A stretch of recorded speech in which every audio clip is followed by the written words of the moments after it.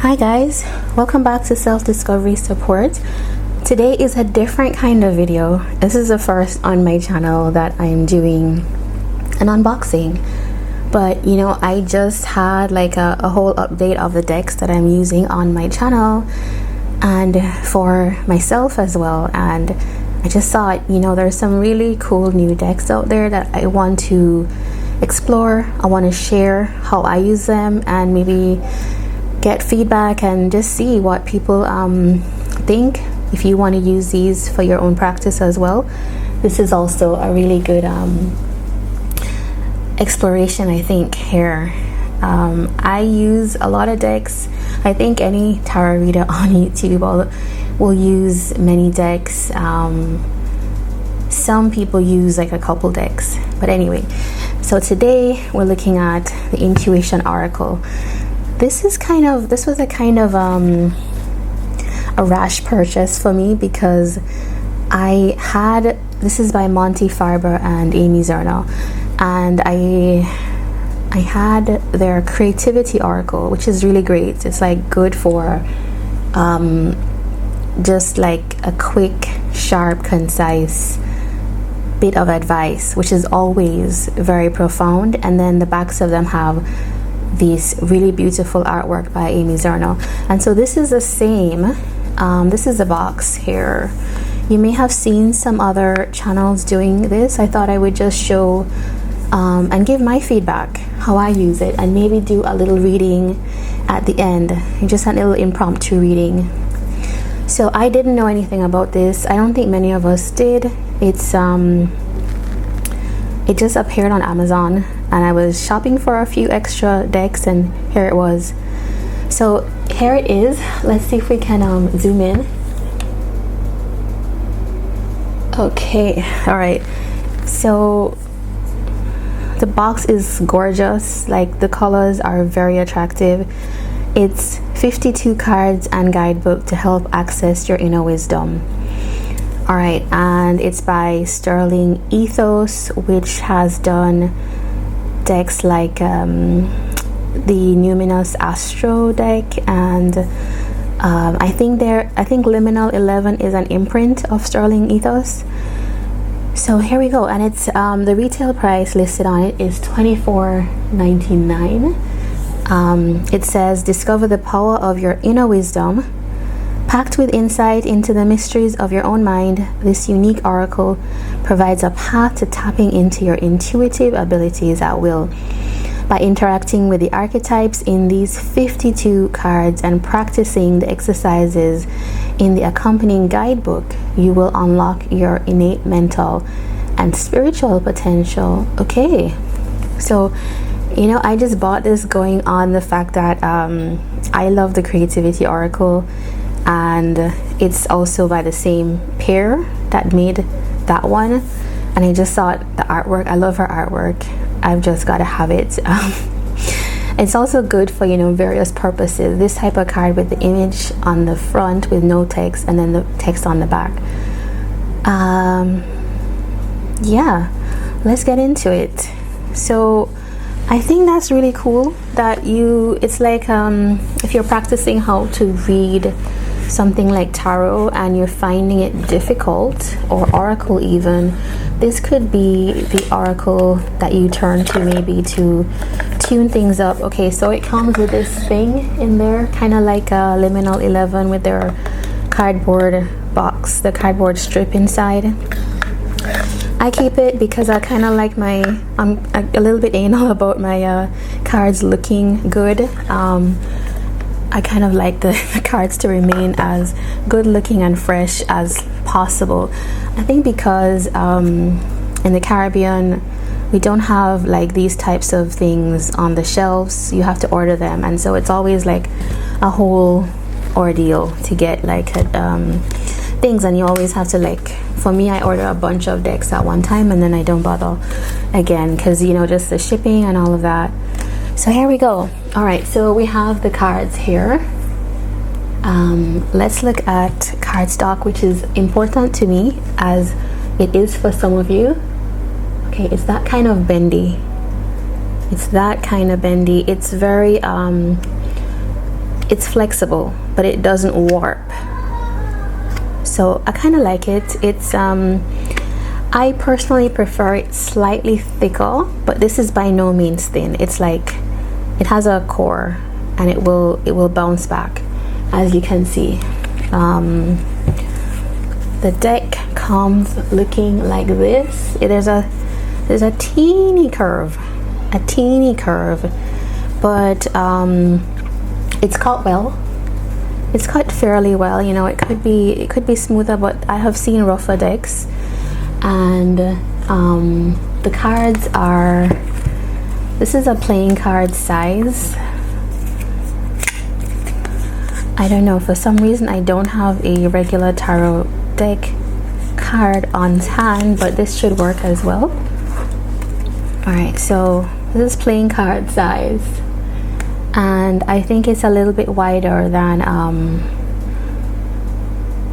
regular tarot, and about the same height as a regular tarot. Alright, so let's look at the book shortly as well. The book is nice. I think it's a substantial book. Like, most of the work, you know, you get decks sometimes and you get like a really disappointing book, but you get like this beautiful deck. I always think that's such a disappointment. I kind of like when you get a good set of cards and a good book, even if it's small, in, you know, like a mini book. So this one definitely gives you your punch.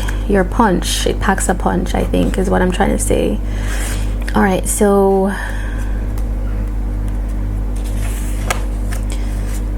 there's a dedication here, and okay, let's see what it says. Let's just read a little bit. I always like a little bit of the guidebook read to me, you know, in flip through, so I'm gonna do that. If you want to skip past this, just for a flip through, that's gonna come after this, so you can just skip ahead. Okay, so it says, in these exciting though challenging and turbulent times, people are seeking love, security, guidance, comfort, and reassurance with an urgency even greater than usual. A tsunami of information washes over us day and night, inundating us with too much information to process and guide daily decision making and planning.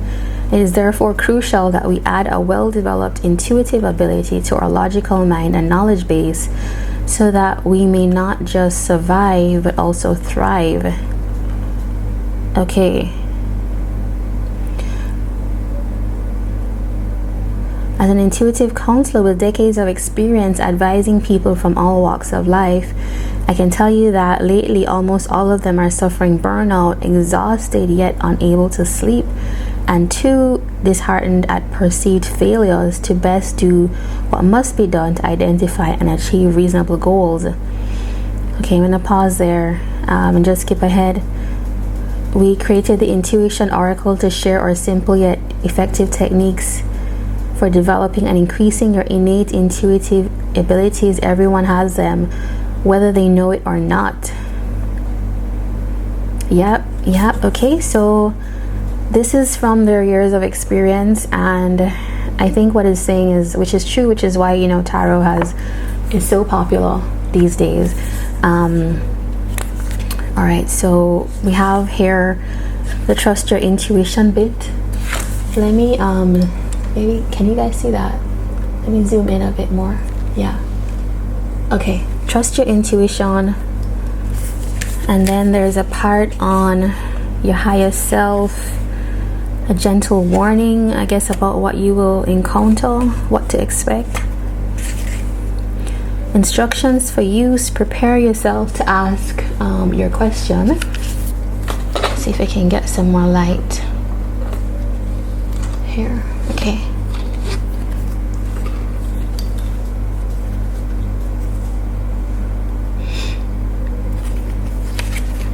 And then there's some exercises here, particularly to do with breathing. There's one card reading the art of the Oracle of Intuition. So it's kind of saying, I guess, that your intuition is the ultimate oracle. Then there is some tips. This is actually really good. There's an exercise here, things you can do with a one card reading. So it's almost like if you were finding your way to tarot, but you found tarot, the structure of tarot, too much or too overwhelming. This would be a good deck for you. All right, and then we go into the each card. So you have the card affirmation, which is at the back, the art of the matter, which discusses the artwork, which I always love when decks do that, because sometimes you want that background, you want that history, you want the symbols and composition and all of that the artist thought about. But there's a good chunk, like a page and a half, 2 pages, and then the heart of the matter. So like if you want to go straight to it, this is your meaning. At the end we will read a card, yeah, and then you flip to the back and it's just like about the authors. There's something here, okay, conscious love exercise. There's some exercises at the back, dealing with self-doubt, fear and insecurity. Forgiveness exercise, I love that. And there's something here about picturing your mother as a little girl. Wow. Okay, energy exercises, this is what they're calling this. Okay, so that's the book. Let's put this aside, and here are the cards now.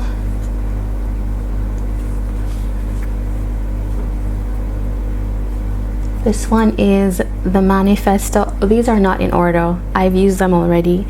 I'm one of those people that gets annoyed with people for not putting their cards in order, but here I am. I was just so excited to do this flip through. The joyful,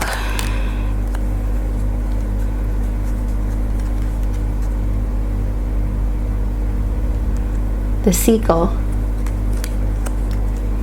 there's our couple, the spectrum,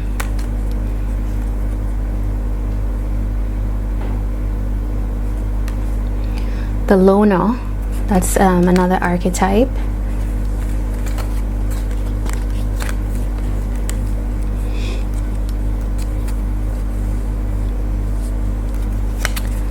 okay. So we have the past. That's great. That is a great archetype. This makes me think, like, if you have the wild unknown archetypes, there's something about this and tarot archetypes, and there's a deck called Archetypes by Carolyn Miss. Like, it's a combination of that, but maybe a little bit pared down. So the lustful is this one.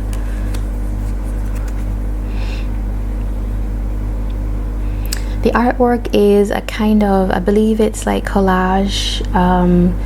She normally does textile, like sewn things. The creativity oracle was kind of textile collage deck. This one is the partners. This one is the farmer.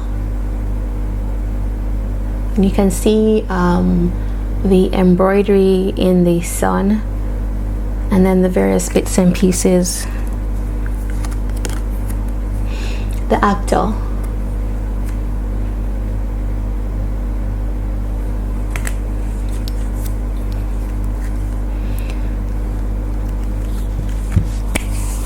The judge.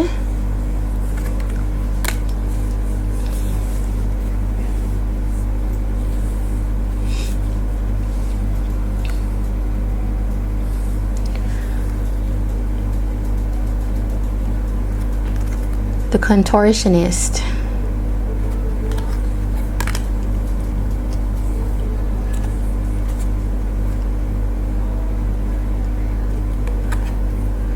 The persistent.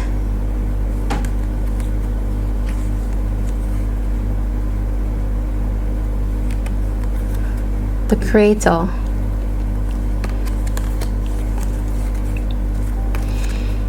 The lovers. Okay, you have a lovers archetype in this. That is useful. I think that this would really prepare you to start working with tarot. The desirable.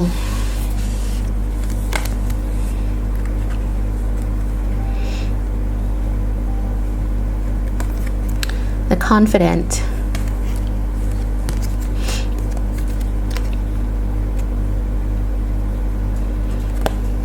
The uniter.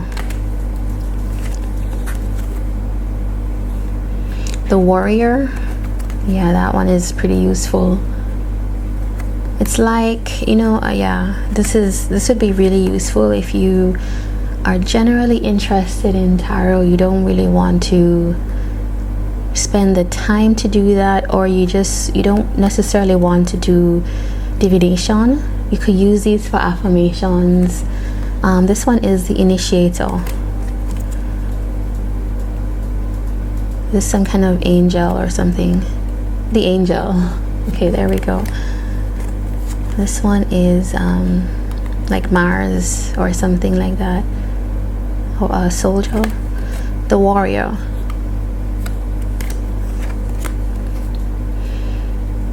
This one is maybe like an opulent lady. The homebody.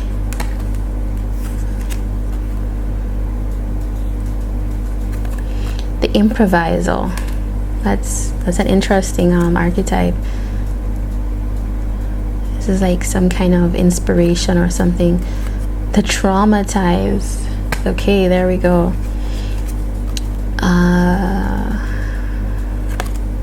The communicator. It's a very Gemini energy here.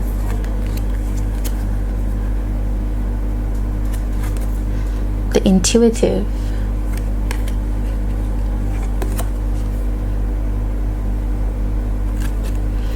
The nurturer.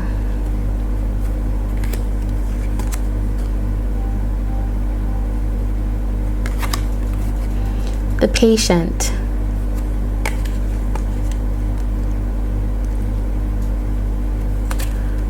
The independent.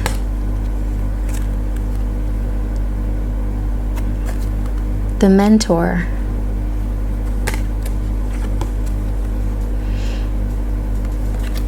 The inspiration.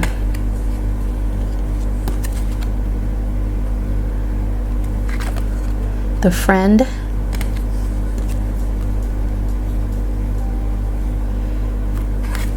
The teacher.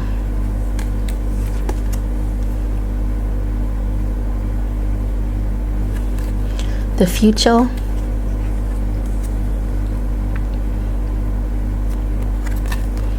The experimental.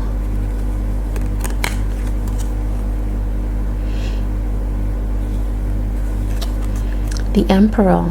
Okay, straight out of tarot. And it's number 22. Reduces to 4. So it's kind of related to the numbers in tarot.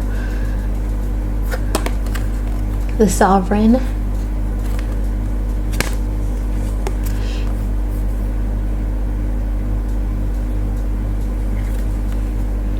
The protector.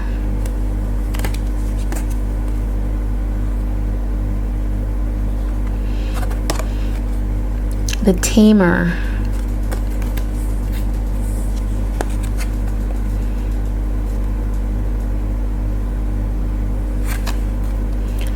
The reputable. This one is really beautiful, the colors in it. The truthful.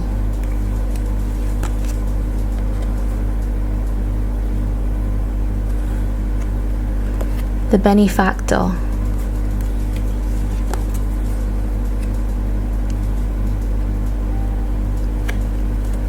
The romantics.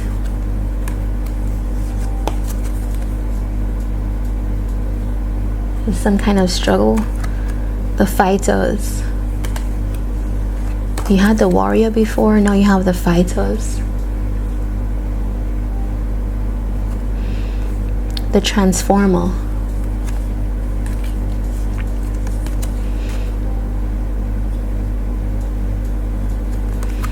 The worker. I love this one. It's like a quest. It's like very historic look. That's a really beautiful card.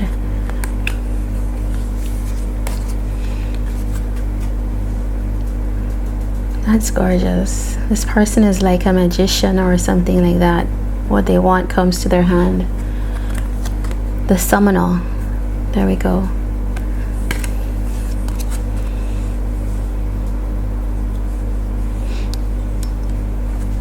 The storyteller. I love that.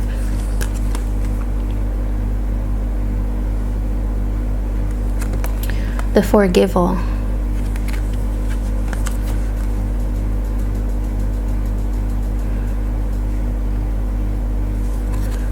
The dreamer. This one is very like modern, very like a lot of other decks by other creators out there, like the Muse Tarot reminds me of that.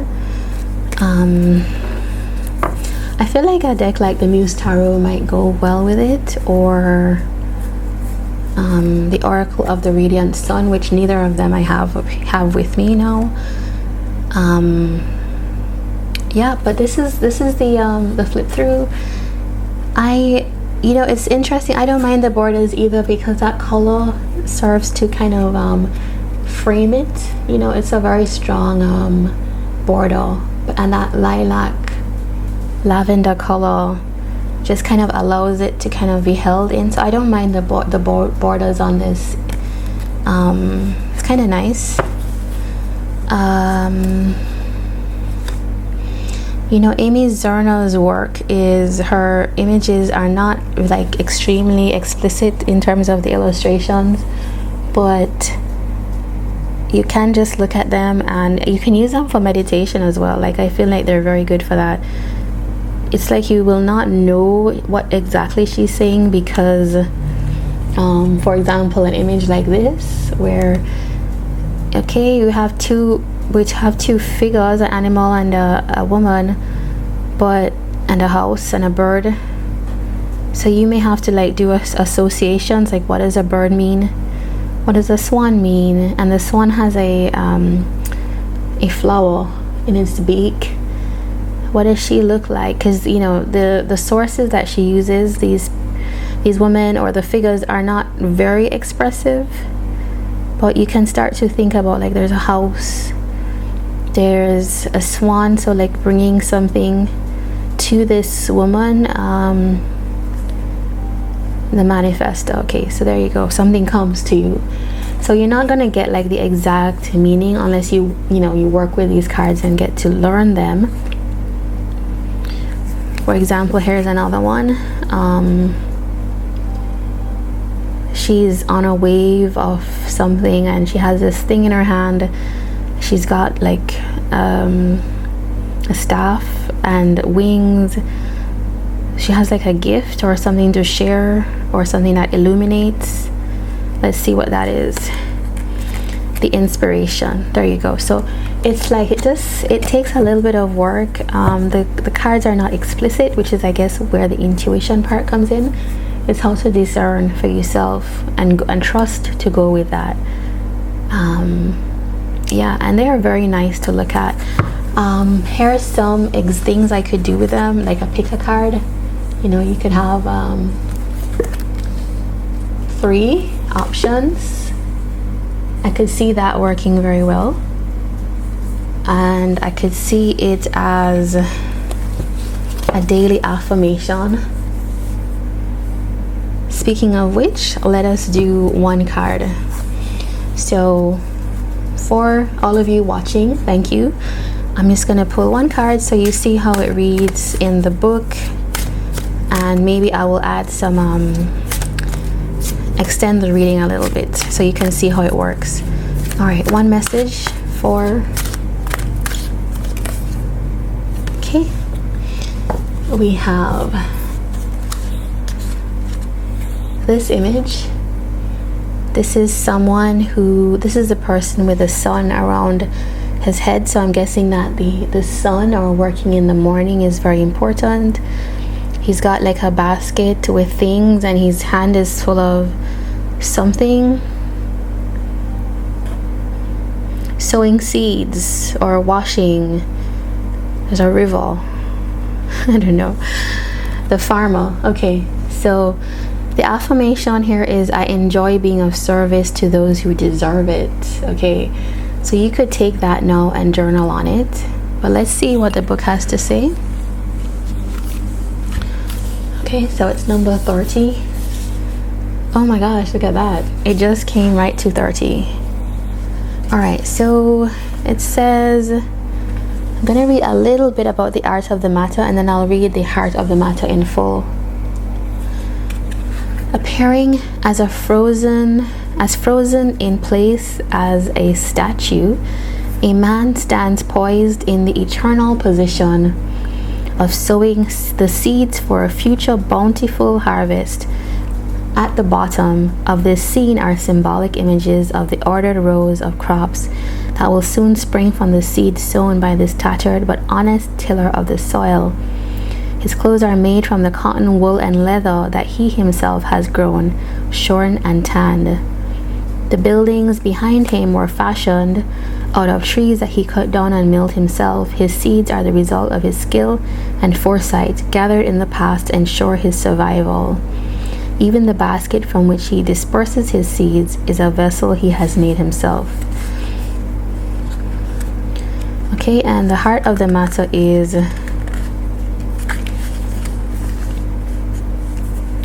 when you do work that you love, you always want to do your best.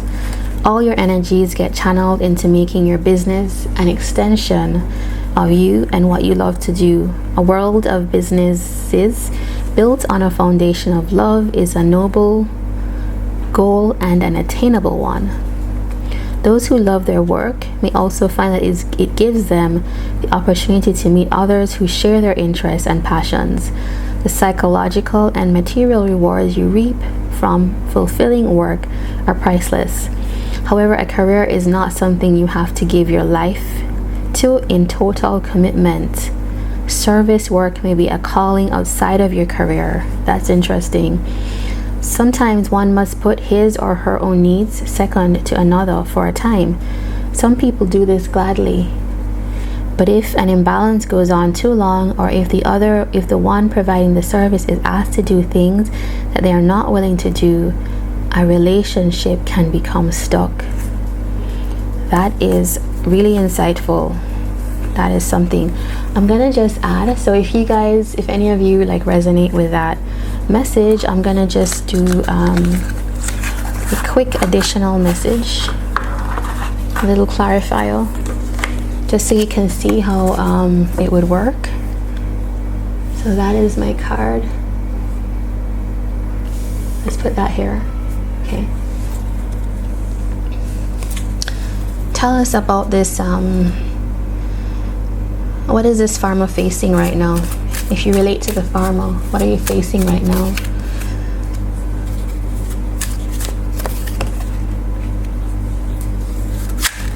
Okay, that one fell out. Alright, this one came flying out, the 10 of clubs. Alright, so definitely something here about feeling stuck, which is exactly what the book just talked about. It's feeling stuck even though there's something that you love to do. There's work here that you love, but it can become a burden. So this farmer is, if you're the farmer, if you're the planter of seeds, you could be facing a situation where you're giving a lot to the thing that you love to do, that service work, but it comes to a head when that balance comes out of play, right? You can't quite find your impetus, your way forward. The Jack of Clubs here. Knight of Wands in tarot, it's kind of a lot of passion, a lot of drive going forward, but sometimes that is what drives us into the field that we want to do, but sometimes that can lead to the burnout, right? Which all of this is discussed in the book and the reading. So let's see what are some solutions if you if you relate to that. What are some solutions here? One more. King of clubs, Jack of diamonds, Three of spades, and Jack of hearts. Oh, I'm sorry, that was our Page of hearts. So I feel like the King of clubs is one that takes action in terms of you kind of state your, I don't know how to say that. How do I say that? You put your full foot down, you know, for what you're heading to. There's not like a tentativeness. So that two of spades, where you're kind of not sure, the King of clubs would not have that situation, because this is someone that knows surely what they would like to do. The passion is kind of clear, and it's backed by a strong drive to achieve that. So that is the thing, is like knowing clearly what is my passion, and I have a conviction that you're going to achieve it. Jack of diamonds. So this is actually the Page of diamonds in my little playing card deck that I've made. It's kind of, while also having this kind of confidence and drive, it's also having this kind of beginner's mind where you're willing to learn as well, and also being willing to face any challenges. With that Three of spades, it's like, I need to know when something is too much emotionally for me to bear. And so you're going to bring all these qualities, the confidence and the drive, the ability to learn and be flexible and be committed and consistent, and also keeping in touch with the emotion that you feel in a situation, resulting in Jack of hearts. So in the end, you will be going towards what you love, what you're guided to, and really feel fulfillment towards that. Yeah, so that is a kind of very quick reading, and thank you for staying for this first review. Do tell me what you thought of this oracle, if you plan to buy it, if it makes sense to you, and yeah, what else do you want to see? I have, you know, I said I'm only gonna do my collection. I'm not gonna buy to kind of review. That's not sustainable for me, but I do have a pretty sizable collection, so if I do have it, I will feature it. And yeah, let's see, I may use this in a future reading. So yeah, subscribe for more. Take care, guys.